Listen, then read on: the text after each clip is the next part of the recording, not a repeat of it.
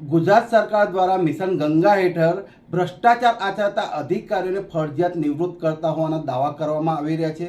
બીજી બાજુ ભ્રષ્ટાચાર કરવામાં અને ફાઇલો ચલાવવામાં માહિર અધિકારીઓને ગુજરાત સરકાર વય નિવૃત્તિ બાદ કોન્ટ્રાક્ટથી ફરી ફરજ પર ચાલુ રાખી રહી છે.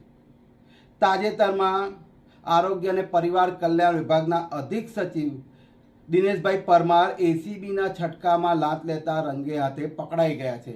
અને આવા જ એક અધિકારી ફૂડ એન્ડ ડ્રગ વિભાગના કમિશનર હેમંત કોશિયા છે, જેમને ગુજરાત સરકાર નિવૃત્તિ બાદ પણ નિયમ વિરુદ્ધ જઈને કોન્ટ્રાક્ટની ફરજ પર ચાલુ રાખી રહી છે.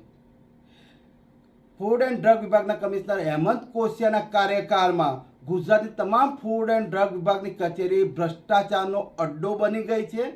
અને દવાઓના વ્યવસાયમાં છેવાડાના ગામડાઓ સુધી ભ્રષ્ટાચારનું સુઆયોજિત નેટવર્ક ઊભું થઈ ગયું છે.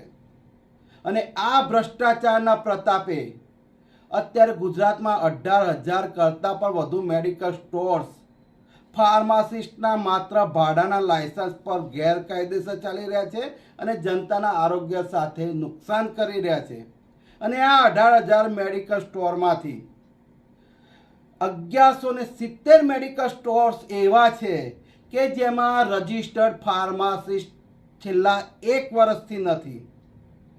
પરંતુ ડ્રગ ઇન્સ્પેક્ટરના ભ્રષ્ટાચારના કારણે આ દવાની હાટડીઓ હજુ પણ ધમધમી રહી છે.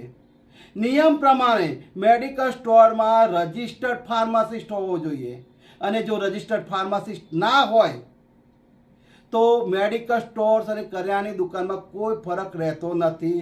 ત્યારે આજે ગુજરાત ફાર્માસિસ્ટ એસોસિએશન દ્વારા મુખ્યમંત્રીને પુરાવા સાથે રજૂઆત કરવામાં આવી છે. અને 1170 કરિયાણાની દુકાનોના લાયસન્સ તાત્કાલિક કેન્સલ કરી અને એમની દવાઓનો જથ્થો જપ્ત કરવાની માંગ કરી છે. સાથે સાથે ભ્રષ્ટાચારની સિસ્ટમ ઊભી કરનાર કમિશનર હેમંત કોશિયાને એમના કમિશનર પદેથી હટાવવાની પણ માંગ કરી છે. રજનીકાંત ભારતીય, ગુજરાત ફાર્માસિસ્ટ એસોસિએશન.